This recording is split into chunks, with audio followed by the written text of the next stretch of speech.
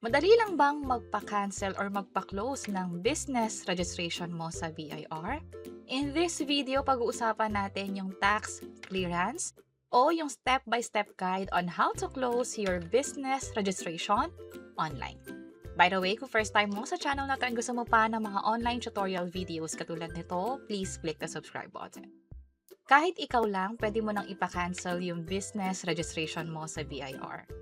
Lalo, nag-issue ang BIR ng latest memo nila para sa pagpapadali nga ng cancellation of business registration. Dito sa 3-page document na nirelease noong May 2026, nakalagay dito yung mga standard requirements, gaano katagal makukuha yung tax clearance, at paano nga ba ito maproseso. Sa ngayon, hindi mo na kailangan pumila or magpabalik-balik sa RDO branch or sa BIR para iproseso yung cancellation ng business registration. Online lang, gamit ang computer or cellphone mo, pwede na itong gawin. Kung sakali na may kulang yung requirements, hindi mo kailangan bumalik ulit. Instead, via email or via notification online, malalaman mo kung ano yung mga kulang o yung mga dapat mo pang gawin. Alamin natin yung dalawang online portals na pin-provide ng BIR. Una, yung sa ORUS. Pangalawa, yung sa TRRA o yung Taxpayer Registration Related Applications. Linawin lang natin na bago natin sabihin yung actual na process, magkakaroon pa rin ng visit sa BIR or sa RDO. Bakit?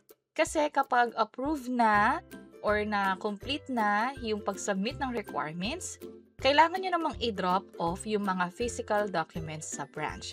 Mas madali na ito, hindi na kailangan ng maraming pasikot-sikot. Instead, ang gagawin mo na lang ay ibigay mismo yung mga documents na sinabit mo initially online or digitally. Ano nga ba yung mga steps? Pag-usapan natin yung una. Step 1, pagkasara ng tax types via final or short period tax returns. Matatandaan na bago ka magpa-close ng business, regularly nagpa-file ka ng mga forms sa BIR. Gagawin mo pa rin yun hanggang sa last day ng business operation mo. Kumbaga, gamit yung EBIR forms, mag-file ng zero returns kung wala nang kinikita para sa buwang walang benta or quarterly or annually. Depende kung kailan ka na magpa-file ng cancellation ng business registration. Tandaan, kahit walang kinikita, kailangan mag-file pa rin ng mga taxes na nire-require sa atin, especially kung nakalist siya doon sa Certificate of Registration. Kapag nakapag-file ka na, this time, kailangan mo namang ihanda yung mga requirements at i-scan ito, lalo kung online submission muna yung gagawin mo. Ano-ano nga ba yung mga requirements para sa pagpapakancel ng business registration? Dito sa second page ng memo ng BIR, nakalista yan. Unang-una, dalawang 1905 copies kung saan pwede itong i-download online. Dito sa ika-6 na section, i-check mo lang yung closure of business. Dito naman sa 8th item ng second page ng 1905 form, ilalagay yung details about sa business. Kung permanent closure, ano yung business name at kailan magko-close or mag-stop na yung operation. Ang kailangan din i-provide ay yung inventory list ng mga unused receipt. Kumbaga, yung serial number ng mga resibo na yon, kailangan siyang ilista, which is ipoprovide nyo rin doon sa BIR mismo. I-email nyo muna ito kapag naka-receive kayo ng notification, kasama nyo itong ibibigay doon sa RDO mismo. Bukod sa 1905 form at yung inventory ng resibo, kailangan din yung list of ending inventory of goods and supplies, especially kung VAT-registered taxpayer ka. Kanina nasabi natin yung sa inventory ng mga unused receipt, kailangan din i-provide yung mismong mga hindi nagamit na resibo. Kasama na dyan yung mga supplementary documents, also yung mga vouchers, credit memos, delivery receipt, purchase orders, at marami pang iba. Next, kailangan din i-provide lahat ng documents na nakuha natin nung nag-register tayo ng business. Kasama na dyan yung COR or yung 23034, authority to print, notice to issue invoice. Kung meron din kayo ng ibang mga permit katulad nitong Accreditation Certificate and Permit to Use Cash Register o yung EIS na tinatawag, kailangan din yon i-provide. Kung ibang tao ang magsasubmit ng mga requirements ninyo, magbigay din ng SPA for individual taxpayer. Ito yung mga professional or sole proprietor. Para naman sa mga corporation, kailangan ng board resolution, notarized yon, or written resolution, or secretary's certificate.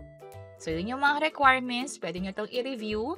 Later sa all rules, i-remind din kayo ng mga requirements sa pagpapaklose ng business. Kung okay na yung mga requirements, tandaan na dapat malinaw ang pagkakascan nito or pagkakapicture. Hindi dapat malabo, hindi yung unreadable na siya. Kumbaga, kapag i-review ng BIR officer, madali na lang i-approve para pag na-receive nyo yung notification, mag-proceed na sa mga next step. Kapag na-scan nyo na yung mga documents na kompleto nyo na, this time, pwede na siyang i-upload sa portal ng BIR. Unahin natin yung sa ORUS, kung saan pag nag-login ka dito, merong option diretso doon kung paano magpa-cancel ng business. Dito sa ORUS, under Update Information, merong option ng Closure of Business and Facility. Piliin nyo lang yan at nandito ulit yung list of requirements para makapagpa-close ng business.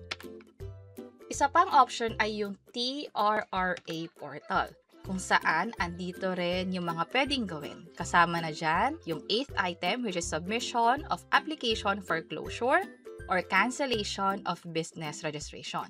Pwede nyo yung i-click para ma-review.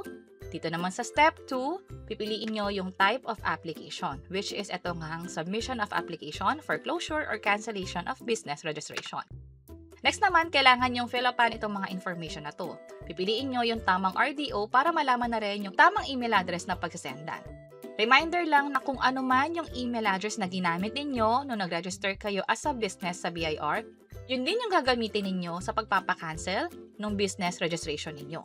Dito rin sa email, kailangan i-attach lahat ng documents na nire-require for cancellation of business. Step 4, pagbabalik ng mga physical documents sa mismong RTO para ma-stamp ito at ma-destruct na din. Dinedestruct or sinisira ito para hindi na magamit yung mga documents na yon, especially yung mga resibo na meron tayo. So sa step 4, required na ang manual visit dito kasi dito na isasubmit yung mga physical copies mismo. Pero ang kagandahan is ito lang yung gagawin mo sa RTO. Hindi mo kailangan isubmit yung mga documents kasi nga ginawa mo na siya online.